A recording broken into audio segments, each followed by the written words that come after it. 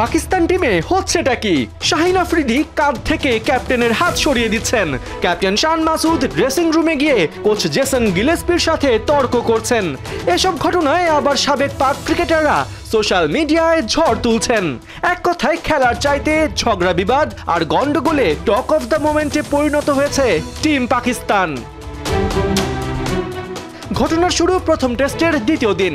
বাংলাদেশের বিপক্ষে তখন বোলিংয়ে নামবে পাকিস্তান। টিম হাডেলে সতীর্থদের দিক নির্দেশনা দিচ্ছিলেন ক্যাপ্টেন শান মাসুদ। তবে কনভারসেশনের এক পর্যায়ে কাঁধ থেকে শান মাসুদের হাত সরিয়ে দেন শাহিন আফ্রিদি, যার প্রেক্ষিতে ওই মুহূর্তে শান মাসুদও বেশ বিব্রত হয়ে পড়েন। ওই সময় ঘটনা বেশি দূর না গড়ালেও দ্বিতীয় টেস্টে শাহিন আফ্রিদি বাদ পড়লে শুরু হয় কানাঘুষা। তবে কি কোচের কাছে অভিযোগ দিয়ে শাহিন আফ্রিদিকে দল থেকে বার করেছেন ক্যাপ্টেন শান মাসুদ? ভারতীয় গণমাধ্যম রিপাবলিক ওয়ার্ল্ড বিষয়টিকে তুলে ধরেছে পাকিস্তান ক্রিকেটের কালো দিন হিসেবে। তবে হেডলাইনের মতো আরো বেশি রসালো ছিল তাদের ভেতরের খবর। গণমাধ্যমটি জানায়, বাংলাদেশের কাছে হারের পর ড্রেসিং রুমে মারামারি করেছেন শান মাসুদ ও শাহিন আফ্রিদি। আর তাদের থামাতে মোহাম্মদ রিজওয়ান এগিয়ে গেলে উল্টো তাকেই নাকি দুজন মিলে উত্তম মধ্যম দিয়েছেন। অবশ্য ক্রিকেট বিষয়ক ম্যাগাজিন উইজডেন বলছে, ভারতীয় মিডিয়ার এই সংবাদ পুরোটাই হাস্যকর, সাথে ভুল তো বটেই। মূলত মুফাদ্দলা বোহরা নামে এক এক্স ব্যবহারকারীর প্যারোডি পোস্টকে সংবাদ হিসেবে চালিয়ে দিয়েছে রিপাবলিক। উইজডেনের ভাষ্য অনুযায়ী ভারতীয় মিডিয়া রিপাবলিকের ভুলভাল সংবাদ করার বাতিক বেশ পুরনো।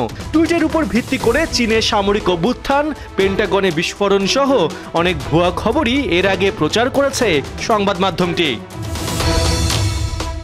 এদিকে কাঁধ থেকে হাত সরানোর ঘটনায় উইজডেন জানিয়েছে, প্রথম ইনিংসে ব্যাট করার সময় কাঁধে আঘাত পেয়েছিলেন শাহিন আফ্রিদি। তাই টিম হাডেলে শান মাসুদ ওই জায়গায় হাত দিতেই ডিসকমফোর্ট ফিল করেন, তাই হাতটা সরিয়ে দেন।